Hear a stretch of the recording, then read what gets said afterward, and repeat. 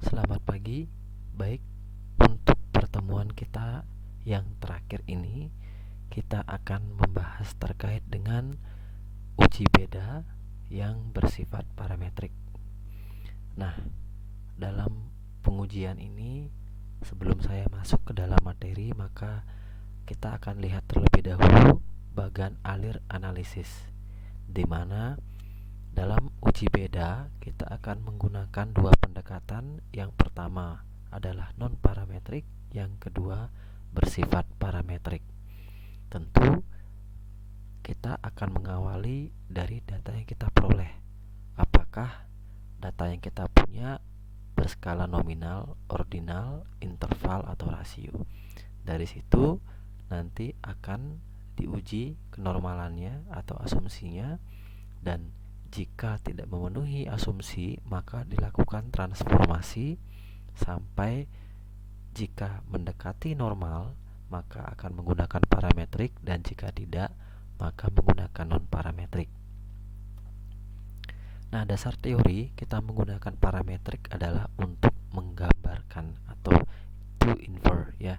Tujuannya apa? Yaitu untuk menduga atau untuk menguji. Nah, dalam penggunaan uji parametrik maka kita harus memahami bagaimana skala data yang kita miliki. Ya, tentu dapat dilihat seperti ini. Ini merupakan ringkasan bagaimana karakteristik di masing-masing skala data, ya. Jadi nominal seperti apa, ordinal seperti apa, interval dan rasio ini sudah ada semua. Tapi intinya adalah bahwa masing-masing dari data skala ini memiliki karakteristik yang berbeda-beda, ya. Nah, selain itu pahami juga jumlah data, ya, besar atau kecilnya, dan gunakan benchmark 30 data. Ya, 30 ini biasanya digunakan sebagai pembatas apakah menggunakan sampel besar atau sampel kecil, ya. Di atas 30 tentu dapat dianggap besar, di bawah 30 dapat dianggap kecil, walaupun ini sifatnya arbitrari. Nah, kemudian juga pahami atau pertimbangkan tujuan analisis. Apakah sifatnya menggambarkan, to describe, atau membandingkan, to compare, atau menghubungkan, ya, to correlate. Nah, ada dua uji beda yang akan kita bahas hari ini. Yang pertama adalah uji beda 2 min, yang kedua adalah uji beda lebih dari 2 min, ya. Dalam bahasa lain, uji beda ini 2 min itu maksudnya adalah dua kelompok, ya. Ada kelompok A, ada kelompok B, ya. Nah, di uji beda 2 min ini dibagi dua juga, yaitu independent t-test dan dependent t-test, ya. Kelompok yang sifatnya independen, kelompok yang sifatnya dependent, ya. Nah, pengertian uji beda 2 min, nah ini digunakan untuk membandingkan dua kelompok min dari dua sampel yang berbeda. Pada prinsipnya adalah ingin mengetahui apakah ada perbedaan min antara dua populasi melalui min dari dua sampelnya. Nah, secara intuitif bagaimana kita membedakan antara independen dengan dependen bisa dilihat pada gambar ini, ya. Nah, kalau independen sampel maka tentu golongan atau individu yang ada di kelompok ini sampel 1 berbeda dengan yang di sampel 2. Tetapi pada dependent sampel maka individu yang ada pada sampel 1 akan sama dengan individu yang ada pada sampel 2. Nah, lalu apa yang digunakan untuk menguji beda dua kelompok tersebut? Kita bisa menggunakan z-test atau t-test, ya. Nah, permasalahannya adalah di lapangan kita jarang sekali mengetahui simpangan baku dari populasi, ya. Oleh karena itu jarang sekali kita bisa menggunakan z-test, ya. Oleh karena itu, karena kita memiliki informasi terkait dengan sampel saja, maka kita bisa menggunakan t-test, ya. Nah, dalam t-test pun kita harus lihat dulu apakah variansnya sama apa tidak. Jika sama, maka gunakan rumus ini. Jika tidak, gunakan rumus ini, ya. Oke. Nah, ini tahapan pengujian hipotesis dengan menggunakan independent t-test atau uji T independen. Ada dua statement dalam pernyataan, dalam kata-kata maupun dalam symbol. Ya, ini bisa dilihat seperti ini, sama seperti pengujian hipotesis pada umumnya, yaitu diawali dari perumusan hipotesis sampai nanti dengan pengambilan keputusan. Nah, Apa syarat uji beda 2 min? Nah, ini pertama adalah kalau kita berbicara di ranah parametrik, tentu datanya adalah interval atau rasio. Kemudian data diambil secara acak atau random, berdistribusi normal, variansnya homogen, dan kalau dia independen maka kelompok dan B memiliki anggota yang berbeda, ya. Lalu bagaimana dengan parity test atau uji test yang dependen sifatnya? Nah, ini sama seperti yang tadi. Ini ada statement, kemudian ini ada simbol, diawali dulu dari perumusan sampai dengan keputusan.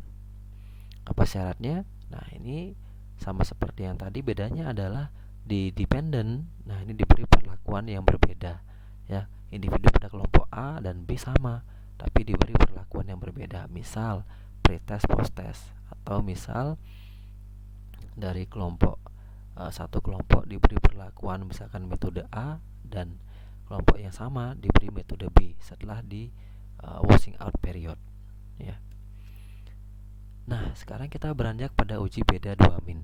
Tadi kita berbicara pada uji beda 2 min yang sebelumnya, sekarang lebih dari 2 min, ya. Nah, ada dua alat uji yang ada di sini. Yang pertama one way ANOVA, yang kedua two way ANOVA. Berikutnya nanti juga ada mix ANOVA, ya. Ada ANACOVA juga, ada MANOVA juga. Nah, ini macam-macam. Jadi nggak hanya INOVA saja yang ada, ya, tapi ada ANOVA dan jenisnya pun beragam, bermacam-macam, ya. Nah, sebagai intuisi dilihat di sini, ini ANOVA, ya, karena lebih dari dua kelompok, ada satu kelompok yang pertama, kelompok kedua, kelompok ketiga. In the whole scheme of things, are we really so different? Nah, ini mereka sama-sama ingin melihat sama nggak kira-kira nih antara yang seperti ini distribusinya dengan yang ini dengan yang ini, ya. Ini hanya bisa dilihat dengan statistik.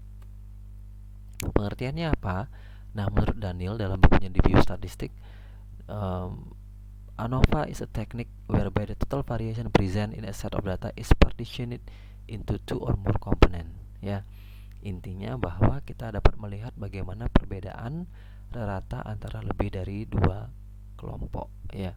Yang mengembangkan ini adalah R.A. Fisher, Ronald Adair Fisher. Nah, kita patut menghormati dan menghargai beliau karena telah mengembangkan model ini dan sangat digunakan oleh banyak peneliti, ya, saat ini. Nah, jenisnya ada banyak. Ini ada 3, ya. One way, two way, sama K-way ANOVA, ya. Dapat dibilang juga satu faktor, dua faktor, atau lebih dari dua faktor. Bentuk model secara matematis dapat dilihat pada model ini, ya, persamaan ini. Kalau one way ANOVA seperti ini, two way ANOVA seperti ini. Nah, ini mungkin bisa di skip aja karena ini lebih terkait kental dengan muatan matematis, ya. Intinya bentuk tabel seperti ini, ya. Ini kalau ini one way ANOVA, ini kelompok A, kelompok B, kelompok C, boleh dianggap sebagai faktor, boleh, tidak masalah. Ini ada subjek. Oke, ini ada subjek.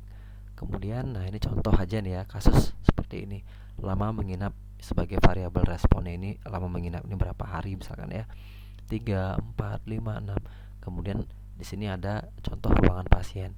A kenanga, B cempaka, C angsoka. Nah, ini masing-masing dari ketiga ruangan ini memiliki pasien dengan lama menginap yang berbeda-beda, ya. Dalam mengolah data dengan menggunakan ANOVA, kita dibantu dengan tabel seperti ini, ya. Ini tabel ANOVA yang dapat kita gunakan sebagai acuan untuk perhitungan secara manual, ya. Ini prosesnya, tapi ini kita skip saja karena toh kita juga dibantu oleh software nanti, ya. Yang penting kita paham bagaimana konsepnya. Ini kalau kita berbicara tabel two-way, ya. Ini faktor B, faktor B, faktor A. Jadi ada dua faktor di sini, ya. Masing-masing faktor punya lebih dari 2 level.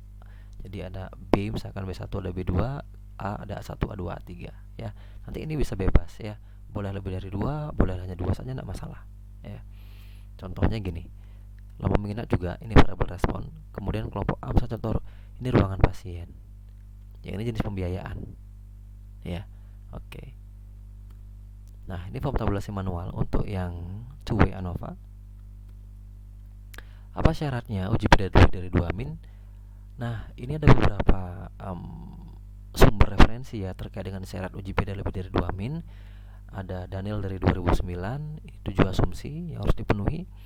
Rancher dan Scholzi ini 5 asumsi, Weiss ada 4 asumsi, Field ada 2 asumsi. Nah, kita ambil yang paling mudah saja ya, yaitu pokoknya adalah 2 asumsi, yaitu normally distributed dan homogeneity of variance. Nah, summary-nya apa? Ini 2 ini ya. Yang pokok cuma 2 ini, normal population dan equal standard deviation ya, atau homogeneity ya. Apa aplikasi dari ANOVA? Adalah yang pertama untuk penelitian observasi keperilakuan atau behavioral ya. Yang kedua merupakan alat yang digunakan untuk memecahkan masalah di ranah rancangan percobaan atau design of experiment. Kalau kita punya rancangan acak lengkap, randomized complete design, kemudian block randomized design dan faktorial, nah kita menggunakan ANOVA di situ sebagai alat uji ya. Nah, apa tahapan ujinya? Sama dengan uji T yang tadi sebelumnya. Maka tahapan uji hipotesis dimulai dari deskripsi data, kemudian asumsi, kemudian ada perumusan hipotesis sampai nanti dengan memutuskan atau conclusion yang menyimpulkan nanti di situ. Oke. Nah, beda dengan uji T yang hanya ada 2 kelompok, di sini kita di ANOVA ada lebih dari 2 kelompok. Saat kita mendapat suatu nilai yang signifikan, bagaimana kita bisa menentukan mana pasangan perlakuan yang berbeda? Contoh, kita punya 3 kelompok. Apakah yang berbeda AB atau AC atau BC? Nah, untuk mengetahui hal tersebut maka kita bisa menggunakan beberapa alat uji yang dinamakan dengan post hoc test ya. Di situ ada Duncan test, ada Bonferroni test, ada LSD test dan lain-lain. Ya, tapi yang sering digunakan Duncan karena kemudahan dalam hal pengamatan hasilnya. Oke, nanti kita akan mantapkan lagi dalam praktik softwarenya. Sekian penjelasan terkait dengan uji beda dan terima kasih.